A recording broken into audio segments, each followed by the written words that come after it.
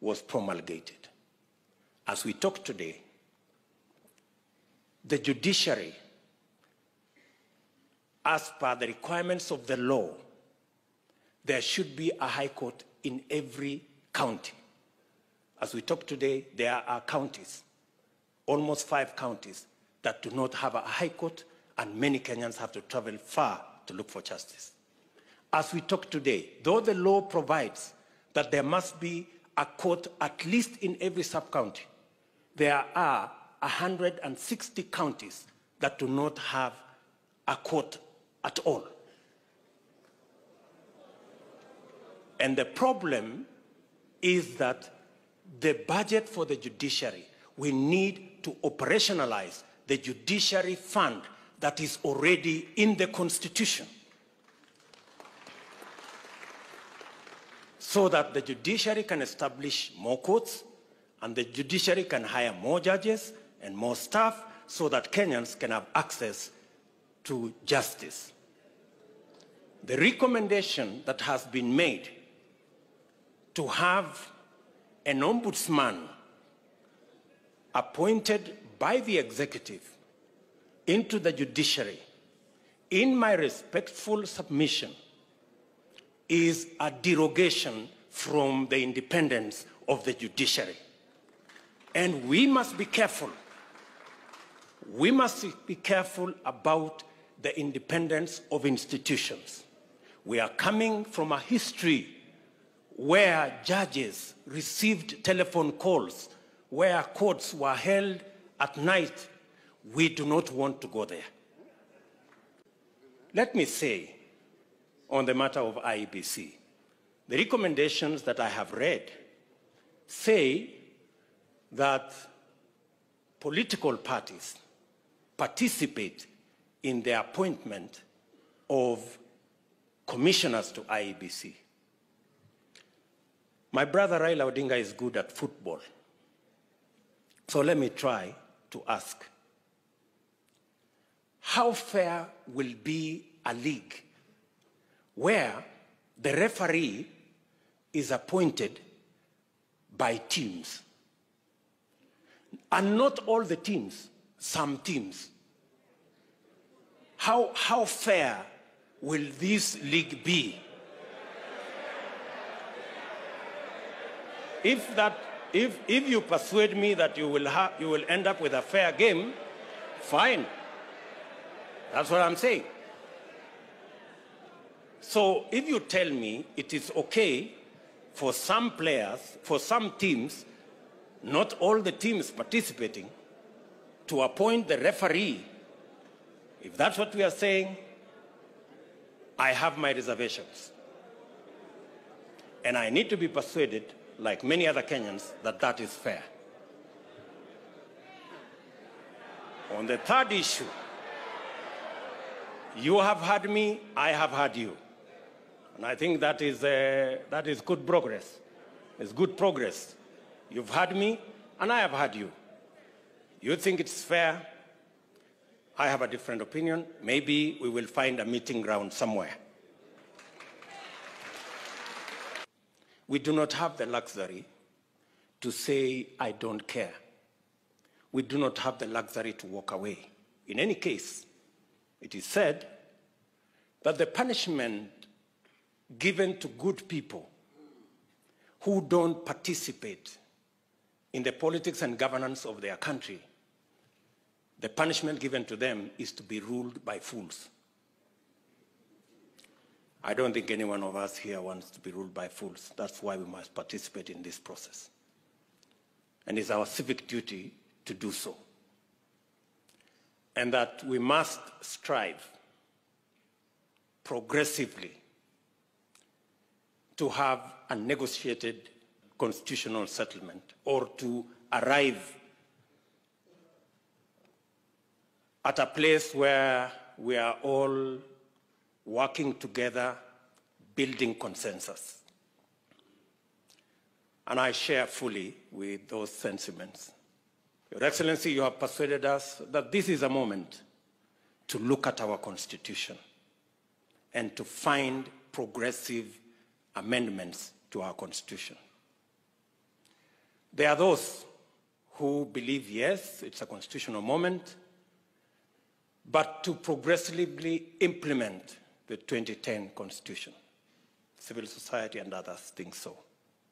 There are those who believe that maybe this is a moment to discuss the ravages of COVID and the reality of our economic status, especially the majority, 40% odd people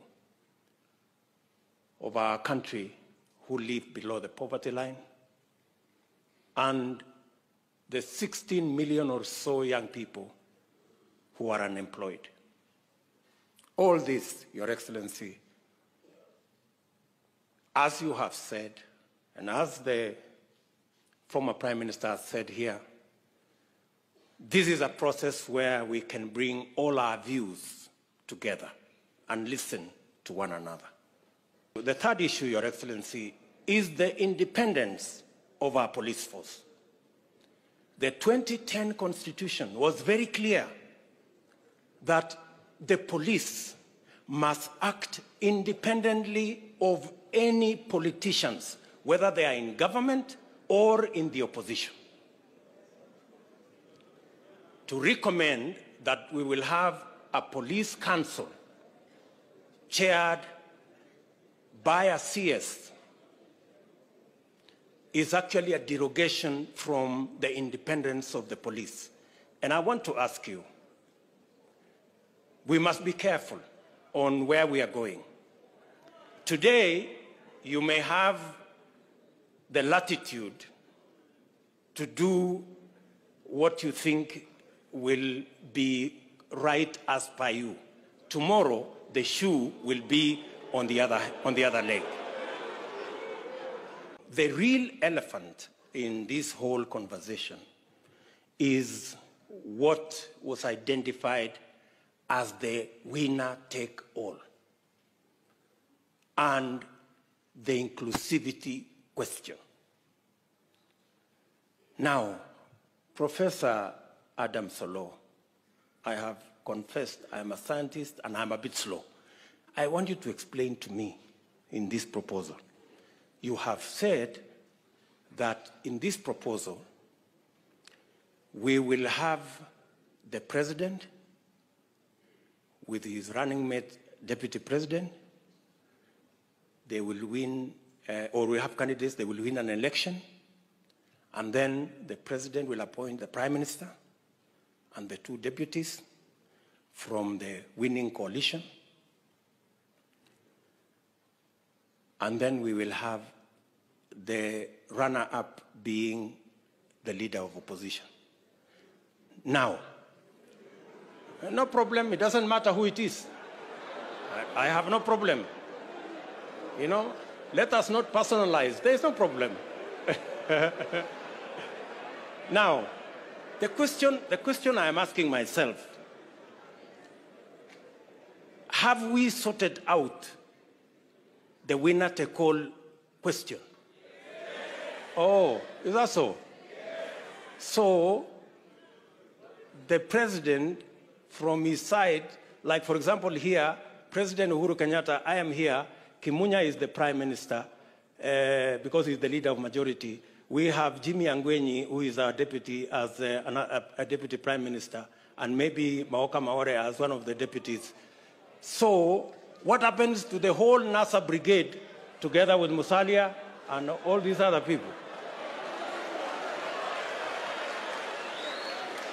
I mean, and I am not saying anything. I'm just saying I want to be persuaded. And forgive me if I am slow. Forgive me. There are so many Kenyans who are in my category. Are we together? It is my humble submission that as we discuss inclusivity around us, the leaders, we must have a candid, open discussion on inclusivity about the millions of Kenyans locked out by poverty and unemployment. We must discuss how they are going to be part of the Kenyan society. That discussion we must have. And I want to thank the bright, intelligent young man from Kitale, because he said that we should not bring 16th century technology.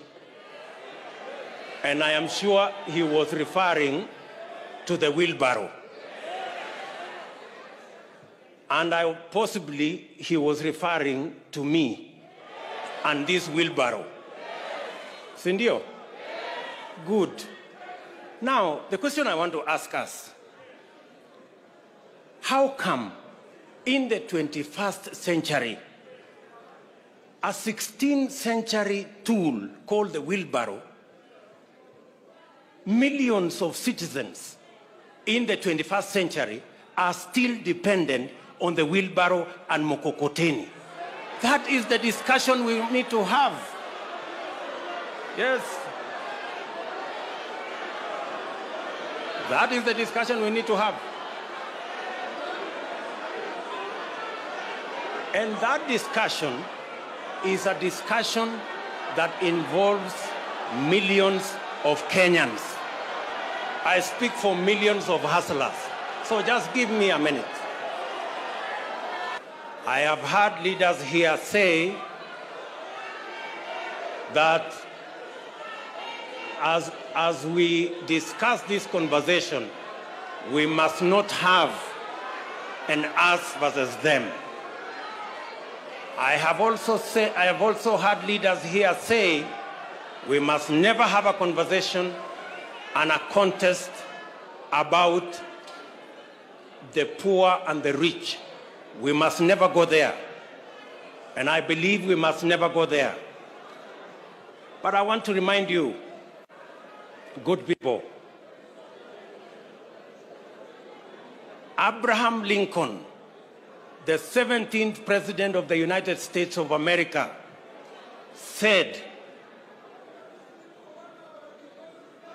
"Things may come to those who wait, but only things left by those who hustle." That is Abraham Lincoln. He was never talking about the rich and the poor. He was talking about the people who wake up early, the people who sleep late, the people who work hard, and that is the society we need to build. The single most important sector that drives our economy, contributing 25% directly to our GDP, and through manufacturing another 24%, and which employs almost 65% of all people in Kenya, is the agricultural sector. I dare say, Your Excellency, that this is an area that, again, we must find a mechanism of having a conversation, especially the farming community, and matters to do with productivity, matters to do with proposals that were made on guaranteed minimum returns for our farmers, our wheat farmers, our sugarcane farmers, our coffee farmers, our tea farmers, our dairy sector, the pastoralist corner. Your Excellency, it is my humble submission that that is an area that we can improve this document on. On matters to do with devolution, I agree that the increase to 35% is progressive, and that we must devolve more resources to counties. But accompanying the increase of resources to 35%, we must also ensure that the Senate has the necessary constitutional power to ensure that those resources are available and they are used properly. To recommend that the Senate cannot continue to have the constitutional mandate to discuss the division of revenue is actually a downgrade of the Senate. In my respectful submission, with additional resources and with some members of parliament now being members of the executive because of the appointment of some members of parliament as members of the executive. In fact, the recommendation should not be a downgrade of the Senate, it should be an upgrade of the Senate to the upper house. And in any case, so that I conclude, in any case, we are now saying women and the participation of women in our governance doesn't make us weaker, it makes us stronger. It doesn't make us lesser, it makes us greater. If we are saying in the proposal that women now go to the Senate,